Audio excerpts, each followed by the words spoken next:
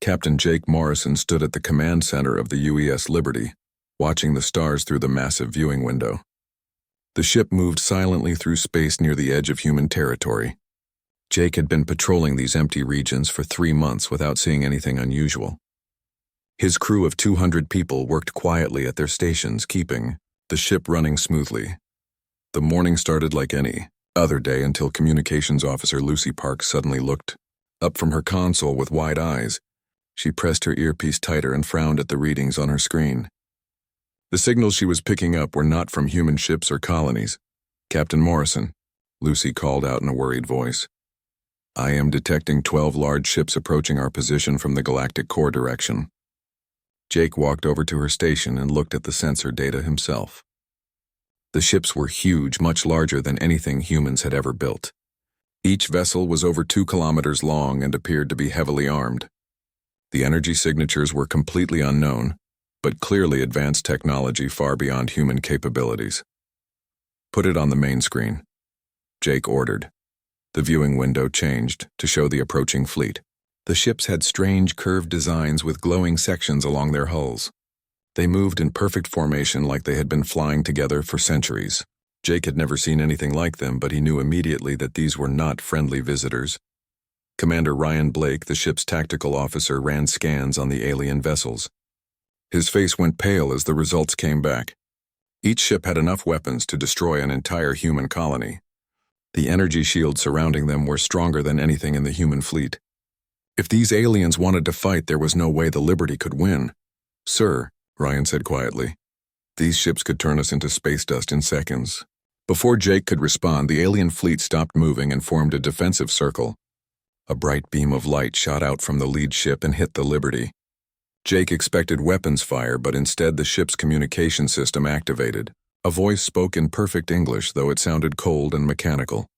"Human vessel, you will remain in position and prepare to receive an official message from the Galactic Council." Dr. Helen Carter, the ship's science officer, stepped forward.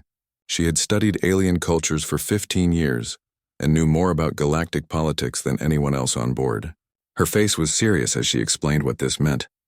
"Captain, the Galactic Council rules most of this galaxy," Helen said. "They are made up of 5 ancient alien species that have controlled space for over 10,000 years. No one challenges their authority and survives." The communication beam grew stronger, and suddenly the main screen showed the interior of the alien command ship. 5 different alien beings stood in a semicircle facing the camera. Their appearances were completely different from each other, but they all had the same cold expression of absolute authority. The center figure was tall and thin with blue skin and 4 arms. When it spoke, its voice carried the weight of millennia of unchallenged power. The other aliens included a creature that looked like a giant insect, another that seemed to be made of living rock, and 2 others with features so strange that Jake could barely understand what he was looking at. "I am High Counselor Vextar, speaking for the Galactic Council," the blue alien announced. "Your species has violated the natural order doctrine that governs all intelligent life in this galaxy." Jake stepped forward even though his heart was beating fast.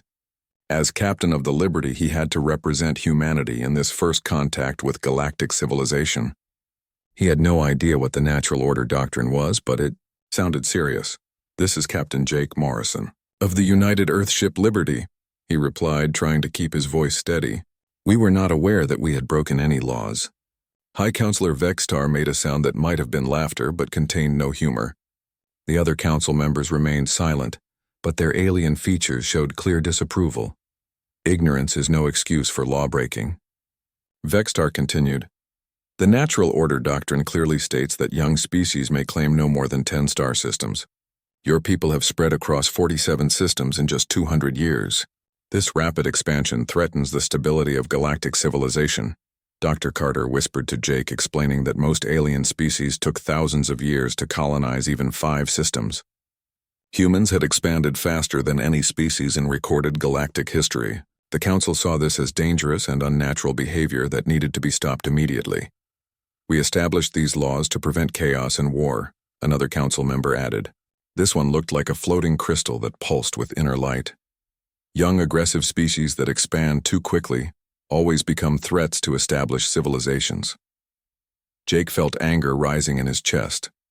These aliens were treating humanity like children who needed to be controlled and punished. Earth's colonies were peaceful settlements filled with families and scientists. They had never attacked anyone or threatened galactic peace. Our colonies are not military bases, Jake protested. They are homes for people who want to explore and build new lives among the stars. Your intentions are irrelevant, Vextar replied coldly. The natural order must be maintained. The Galactic Council hereby orders humanity to abandon 37 of your colonies within one standard galactic year. You may keep only 10 systems as permitted by galactic law. The screen showed a list of human colonies that would have to be abandoned. Jake recognized many of the names. New Boston, where his sister lived with her family. Harmony Station, where breakthrough medical research was being conducted. The agricultural worlds that fed millions of people throughout human space. And if we refuse? Jake asked, though he already knew the answer would be terrible. High Counselor Vexitar's forearms gestured toward the 12 warships surrounding the Liberty. Each ship began powering up its weapon systems, creating an ominous glow around the alien fleet. Then the Galactic Council will demonstrate why no species has ever successfully defied the natural order. Vextar announced, Your entire civilization will be eliminated as an example to other young species who might consider similar violations. The communication ended abruptly, leaving the Liberty's bridge in shocked silence. Jake stared at the alien fleet, knowing that each ship contained enough firepower to destroy Earth itself. The crew looked to him for orders, but what could any human do against such overwhelming power? Lucy Park broke the silence by announcing that she was receiving an urgent message from Earth Command. Admiral Lisa Rodriguez appeared on the communication screen, her face grave with worry. Captain Morrison, the Admiral said, We just received the same ultimatum that was delivered to you. Emergency sessions are being called on Earth and in every human colony. We have 1 year to decide whether to surrender our freedom or face complete destruction. Jake looked out at the stars, knowing that humanity's greatest challenge had just begun. President Karen Mitchell sat at the head of the Emergency Council table in the underground command center beneath Geneva. The room was filled with the most important leaders from every human colony and military branch. The holographic display in the center showed the Galactic Council's ultimatum and the impossible choice facing humanity. General Paul Stevens stood at the front of the room, presenting the military analysis that everyone feared to hear. His voice was steady, but his eyes showed the weight of responsibility he carried. The numbers were brutal and undeniable. Our combined fleet consists of 312 ships, General Stevens announced. The Galactic Council commands over 15,000 vessels according to our intelligence estimates. Their smallest patrol ship has more firepower than our largest battleship. Admiral Lisa Rodriguez added more details that made the situation even worse. The alien technology was thousands of years ahead of human science. Their energy shields could stop nuclear weapons without even flickering. Their main guns could destroy planets from orbit. Fighting them would be like throwing rocks at a hurricane. We have run combat simulations using every possible strategy, Admiral Rodriguez explained. In every scenario, our entire fleet is destroyed within the first hour of battle. The aliens have weapons and defenses that we cannot even understand, let alone defeat. President Mitchell looked around the table at the faces of humanity's leaders. Some showed fear while others displayed anger, but all of them shared the same desperate realization. Humanity had grown powerful among the stars, but they were still children, compared to the ancient civilizations that ruled the galaxy. Dr. Sam Hughes from the Advanced Weapons Division requested permission to speak. He was a quiet man who rarely attended these high-level meetings, but today he carried information that could change everything. His hands shook slightly as he activated his personal datapad. Madam President, Dr. Hughes began, there is something the Council does not know about human technology development. For the past 50 years we have been working on projects that no other species has ever attempted. The room fell silent as Dr. Hughes explained humanity's secret research programs. While the Galactic Council had spent millennia perfecting their existing technology, humans had taken a completely different approach. Instead of following established scientific principles, they had experimented with ideas that other species considered impossible or useless. The Council believes that all advanced civilizations follow the same technological path, Dr. Hughes continued. They use quantum crystalline matrices for computer systems, gravitic manipulation for faster-than-light travel, and plasma fusion for weapon systems. Every species in the galaxy uses these same basic technologies. President Mitchell leaned forward with growing interest. She had authorized funding for Dr. Hughes's experimental programs but had never been told the full details of what his teams were developing. Humans took a different route, Dr. Hughes explained. We developed artificial intelligence using neural network systems that mimic biological brains. We created faster-than-light engines using spatial folding techniques. Our weapons use kinetic acceleration and electromagnetic disruption instead of plasma discharge. The implications were staggering. The Galactic Council had designed their defenses to stop the weapons and tactics used by every known species in the galaxy. They had never encountered technology based on completely different scientific principles. Human ships might be smaller and less powerful, but they operated in ways that alien computers could not predict or counter. General Stevens asked the question that everyone was thinking. Could these technological differences actually give humanity a fighting chance against the overwhelmingly superior alien fleet? Dr. Hughes nodded and activated a holographic projection showing a sleek black ship unlike anything in the current human fleet. The vessel had strange angular surfaces and glowing blue sections that pulsed with energy. This is the UES Defiance, Dr. Hughes announced. Captain Claire Watson has been testing our new combat systems for 6 months. The ship uses quantum tunnel warfare tactics that exploit human psychological advantages over alien thinking patterns. Captain Watson appeared on the communication screen from the bridge of her experimental vessel. She was a young officer with bright eyes and an expression of absolute confidence. Her crew had been handpicked from the best pilots and tacticians in the human fleet. Madam President, Captain Watson reported, the Defiance has capabilities that no alien commander would expect.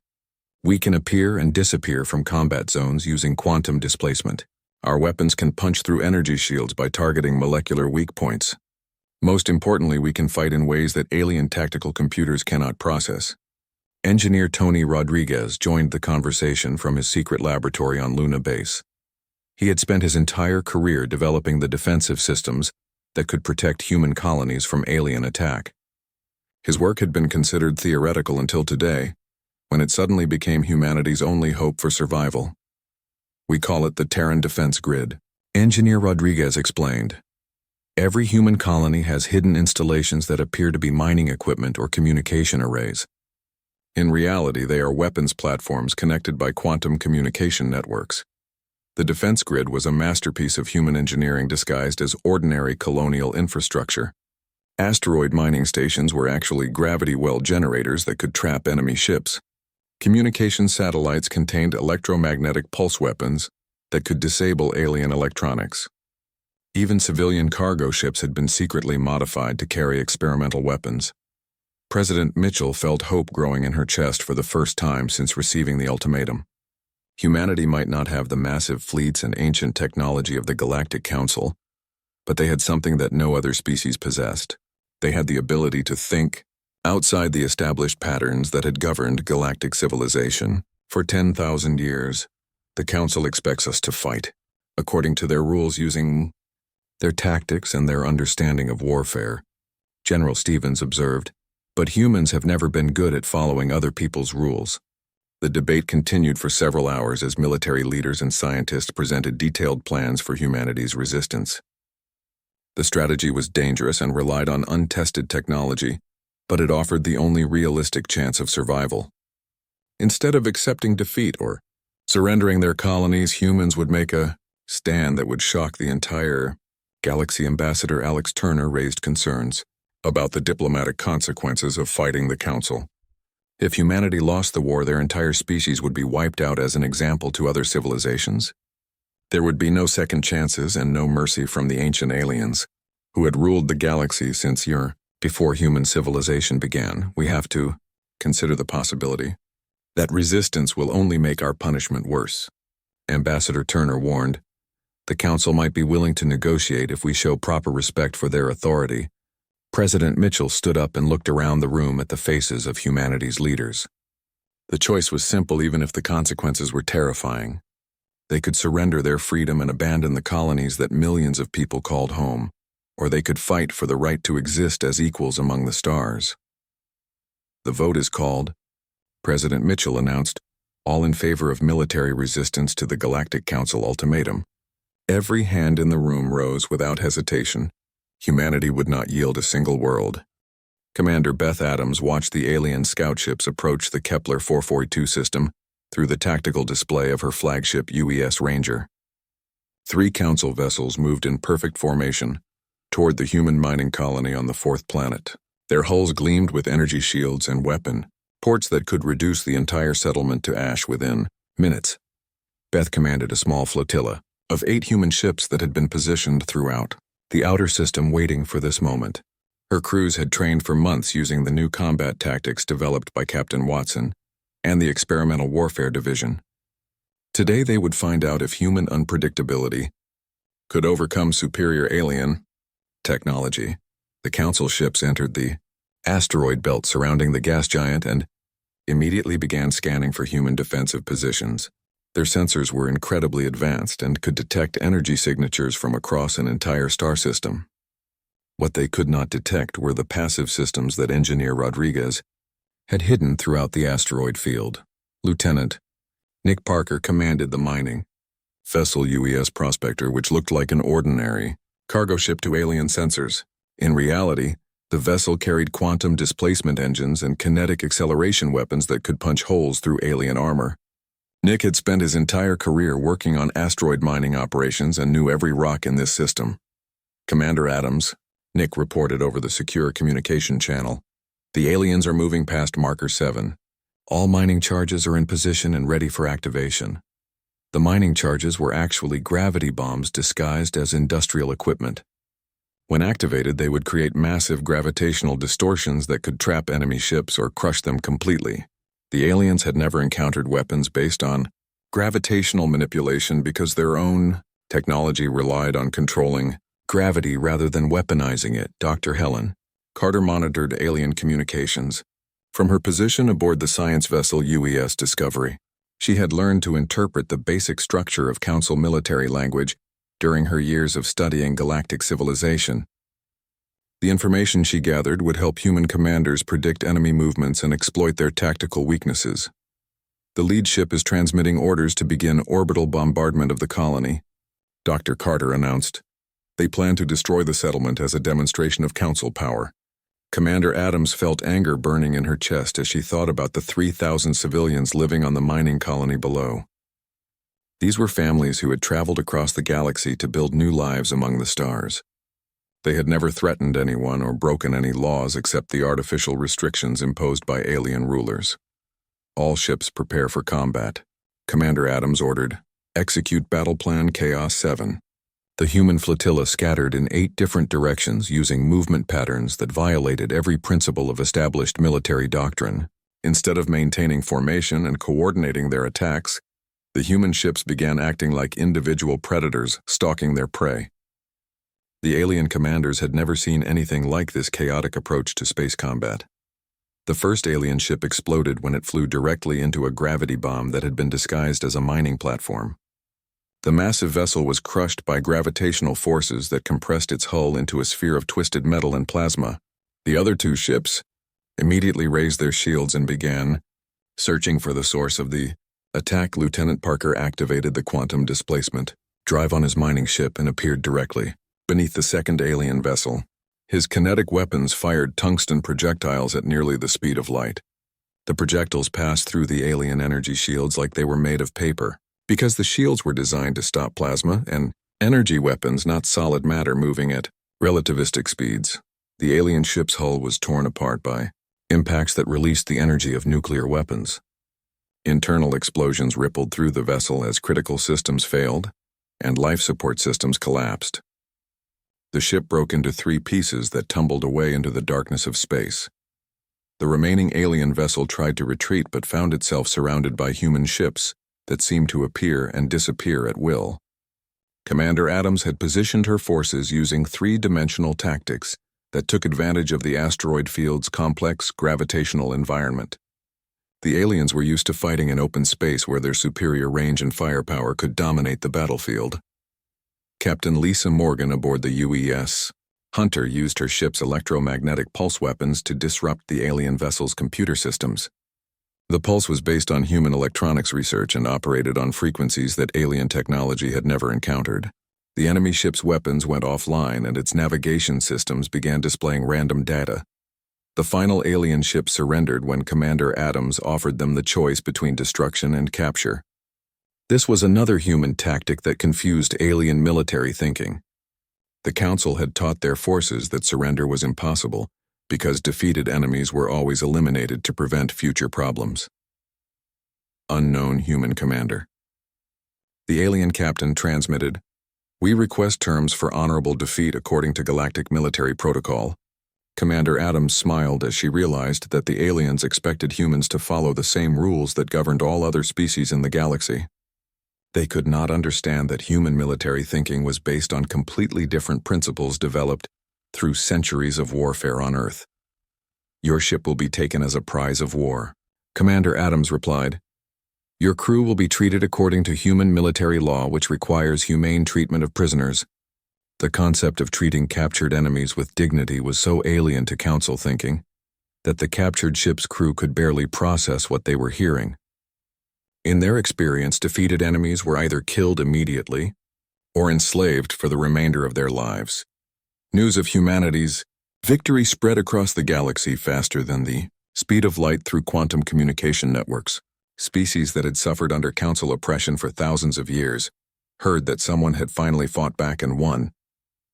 The impossible had happened, and the entire galactic order was beginning to shake. On the distant world of Proxima 7, Captain Lisa Morgan received a coded message from the Cathani Rebellion. The Cathani were a proud warrior species that had been conquered by the Council 3,000 years ago. They offered to share intelligence about Council military weaknesses and defensive positions throughout the galaxy. The Vorthan Resistance contacted Admiral Kevin Wright with technical specifications for weapons that could penetrate Council energy shields. The Vorthans were master engineers who had been forced to build ships for their alien rulers. They knew every detail of Council military technology and had been waiting for someone brave enough to challenge the established order. Intelligence Officer Rachel Stone coordinated communications with dozens of rebel groups throughout Council space. She discovered that the galaxy was filled with species that hated their alien rulers, but had never possessed the courage or ability to fight back. Humanity's defiance had given them hope that freedom was possible. The Galactic Council responded to this first defeat by dispatching High Admiral Zerthak with a massive armada of 500 ships. The alien commander had never lost a battle in his 300-year military career. He viewed humanity as an irritating insect that needed to be crushed quickly before other species got similar ideas about rebellion. The stage was set for the largest space battle in galactic history. Admiral Gary Thompson stood on the bridge of the UES Vanguard watching 500 Council warships emerge from hyperspace at the edge of the Wolf 359 system. The alien fleet was the largest military force ever assembled in this part of the galaxy. Each ship bristled with weapons that could level entire continents, and their combined firepower could turn stars into supernovas. The human defense force consisted of only 80 ships hastily gathered from colonies throughout human space. Every vessel from massive battleships to converted cargo haulers had been pressed into service for what everyone knew would be the final battle. If humanity lost here, there would be no colonies left to defend, and no ships remaining to continue the fight. High Admiral Zerthak commanded the Council Armada from his flagship Eternal Dominion, which was larger than most human space stations. The alien commander had crushed rebellions across the galaxy for 3 centuries and viewed this battle as routine maintenance of galactic order. He expected total victory within 1 hour, followed by the complete destruction of human civilization. Captain Danny Lee piloted the experimental fighter craft UES Falcon through the asteroid field where the human fleet had taken defensive positions. His ship was one of 50 new fighters built using quantum displacement technology that allowed them to appear and disappear from enemy sensors. The fighters were tiny compared to Council battleships, but they carried weapons that could exploit weaknesses in alien defensive systems. Admiral Thompson. Captain Lee reported, "All fighter squadrons are in position and ready to execute the Broken Arrow Protocol." The Broken Arrow Protocol was humanity's most desperate battle plan based on the principle of controlled chaos that had won the first engagement at Kepler 442. Instead of fighting as a coordinated fleet, The human ships would scatter in all directions, creating maximum confusion, while individual commanders made independent tactical decisions. Engineer Maria Gonzalez monitored the Terran defense grid from her command station deep inside an asteroid that had been hollowed out and converted into a fortress. Hidden throughout the Wolf 359 system were gravity mines disguised as mining equipment and quantum disruptors camouflaged as communication satellites. The entire system had been turned into a massive trap, waiting for the right moment to spring. The Council fleet advanced in perfect formation with their shields raised and weapons powered. High Admiral Zerthak had divided his forces into precise attack groups designed to overwhelm human defenses through superior firepower and tactical coordination. He had studied recordings of the Kepler 442 battle and believed he understood human combat methods. Begin orbital bombardment of all human positions. High Admiral Zerthak ordered, destroy every ship and installation in this system. The first wave of Council attacks struck empty space where human ships had been positioned moments before. Admiral Thompson had ordered his fleet to scatter just as the alien weapons fired, creating the impression that humans were retreating in panic. The Council commanders congratulated themselves on achieving surprise and began pursuing what they believed were fleeing human vessels. Captain Danny Lee activated his quantum displacement drive and materialized directly above the Council flagship. His fighter was so small that the alien sensors barely registered its presence. The kinetic torpedo he fired penetrated the massive ship's shields and armor before detonating inside the primary weapon control center.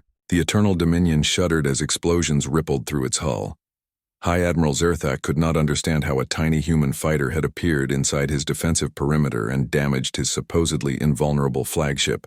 The attack violated every principle of space combat that had been established over millennia of galactic warfare. Admiral Thompson watched as 50 human fighters materialized throughout the Council fleet, striking at critical systems with surgical precision. The alien commanders tried to coordinate their defenses but found themselves fighting enemies that appeared and disappeared faster than their tactical computers could track. Engineer Gonzalez activated the gravity mines that had been positioned along the Council fleet's approach route. Massive gravitational distortions grabbed 12 alien battleships and crushed them into dense balls of twisted metal. The mines operated on principles that Council science had never encountered, because their civilization had always used gravity for propulsion rather than destruction. The quantum disruptors hidden throughout the system began broadcasting electromagnetic pulses designed to interfere with alien computer networks. Council ships found their weapons systems malfunctioning and their navigation computers displaying false information. The aliens had never developed defenses against this type of electronic warfare because no other species had ever used such crude but effective techniques. Dr. Amy White coordinated communications with rebel forces throughout the galaxy from her position aboard the command ship. Her psychological studies had predicted that Council oppression would eventually create widespread resistance movements. The timing of these rebellions would be crucial to humanity's chances of survival. Admiral Thompson, Dr. White announced, "We are receiving reports of simultaneous attacks on Council positions in 12 different star systems. The Cathani Rebellion has seized 3 major shipyards and the Vorthon Resistance has destroyed a Council supply depot." The news spread through the human fleet like wildfire. They were no longer fighting alone against impossible odds. Species throughout the galaxy were rising up against their alien oppressors, and the Galactic Council found itself fighting wars on dozens of fronts simultaneously. Captain Claire Watson brought the UES Defiance into the center of the battle, where Council ships were trying to regroup after the initial chaos. Her experimental vessel used tactics that seemed insane by military standards, but exploited human advantages in creativity and rapid decision-making. She flew her ship through formations of enemy vessels using their own weapons fire to damage other Council ships. The battle reached its turning point when the Vorthon fleet openly joined the human cause. 50 alien ships that had been fighting for the Council suddenly turned their weapons against their former masters. The Vorthons had been building ships for the Council for centuries and knew exactly where to strike for maximum damage. High Admiral Zerthak realized that his perfect battle plan was collapsing into total disaster. His forces were scattered and confused while human ships appeared everywhere using weapons and tactics that his computers could not analyze or counter. Worse still, the rebellion was spreading beyond this single system, threatening Council control throughout the galaxy. All ships retreat to defensive positions. High Admiral Zerthak ordered.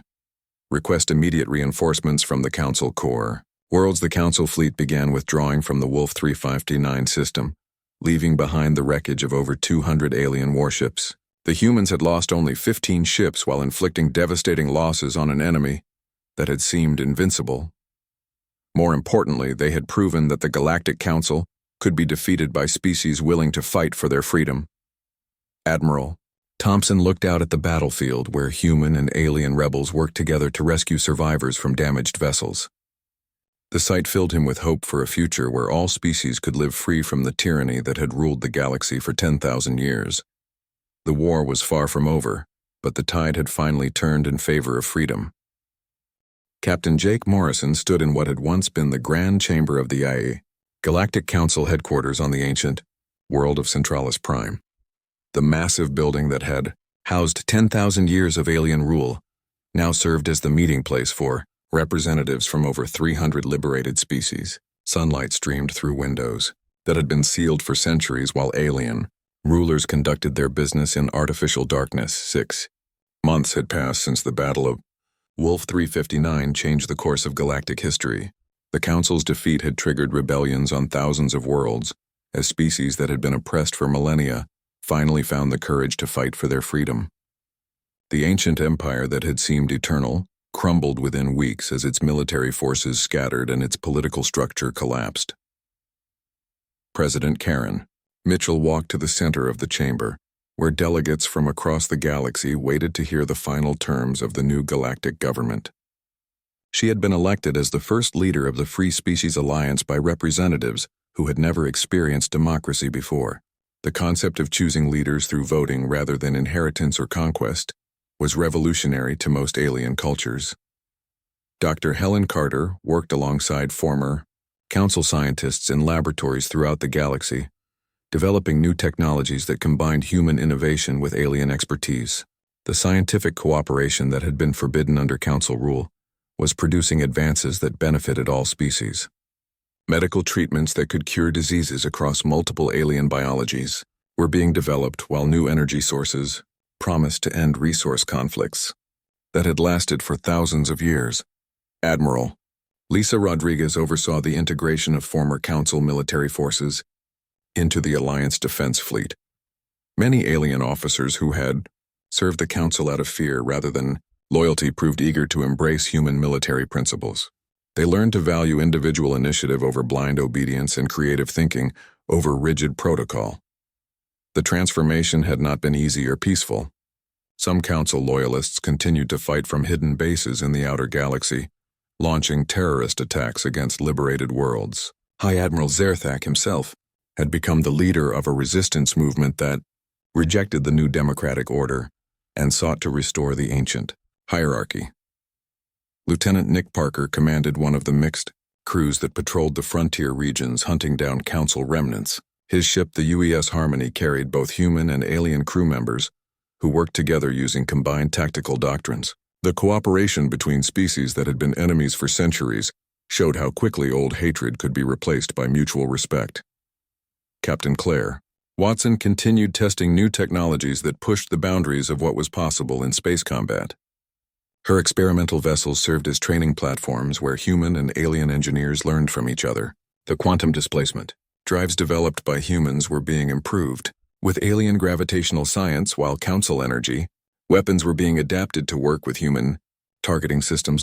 Engineer Tony Rodriguez supervised the construction of new space stations that would serve as meeting points for interstellar trade and diplomacy. The stations were designed using architectural principles from dozens of different species, creating structures that were both functional and beautiful. Commerce between species that had never been allowed to interact was creating prosperity that reached every corner of the galaxy. The economic changes were as dramatic as the political ones. Under Council rule, most species had been forced to produce specific resources for their alien masters while being forbidden from developing their own economies. The removal of these restrictions unleashed creativity and productivity that surprised even the most optimistic projections. Captain Danny. Lee led diplomatic missions to species that had remained neutral during the war. Many civilizations were afraid to join the alliance, believing that the Council would eventually return to power and punish those who had supported the rebellion.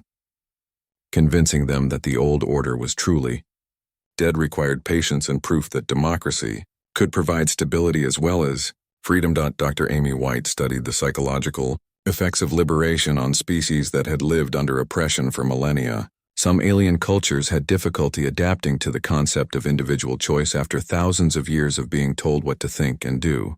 Counseling programs were established to help former slaves learn how to make decisions for themselves and their communities. The legal system of the new galaxy was based on human concepts of individual rights and equal justice. Ancient alien laws that divided species into rulers and subjects were abolished and replaced with universal principles that applied to all intelligent beings. The idea that justice should be blind to species origin was so revolutionary that many aliens initially could not understand how it could function. Intelligence officer Rachel Stone coordinated the massive effort to locate and rescue species that had been enslaved by the Council. Hidden and forgotten star systems were entire civilizations that had been captured and forced to work in alien factories and mines. Some of these slave populations had been isolated for so long that they had forgotten their own history and culture. The rescue operations revealed the true scope of Council cruelty. Billions of beings had been treated as property and denied even basic rights. The discovery of these hidden prisons strengthened the resolve of Alliance members who might have been tempted to negotiate with Council remnants. Captain Lisa Morgan worked with former Council prisoners who provided intelligence about remaining Loyalist strongholds. Many of these beings had intimate knowledge of Council military capabilities and were eager to help finish the job of eliminating the ancient tyranny. Their information proved invaluable in tracking down hidden weapons caches and secret bases. President Mitchell stood before the assembled delegates as they prepared to sign the final charter of the Free Species Alliance. The document established principles that would govern galactic civilization for centuries to come. Every species would have the right to expand and develop according to their own abilities and desires. No civilization would be allowed to dominate others through force or claim superior status based on age or technology. Today we begin a new chapter in galactic history. President Mitchell announced, "The age of oppression is ended and the age of freedom has begun." The signing ceremony was broadcast across the galaxy to billions of beings who watched their representatives choose liberty over the security of slavery. Many wept as they realized that their children would grow up in a universe where dreams were not limited by the arbitrary rules of alien masters. Captain Jake Morrison looked out at the representatives gathering to celebrate their achievement. Beings from hundreds of different worlds were working together to build something that had never existed before in galactic history. A civilization based on cooperation rather than conquest, where the smallest species had the same rights as the most powerful. The Galactic Council had challenged humanity's territory, believing they were dealing with another young species that could be easily controlled. They had not realized that humans fought not just for land and resources, but for the right to dream without limits. That dream had spread across the galaxy like wildfire, inspiring every oppressed being to demand their own freedom. The galaxy would never be the same.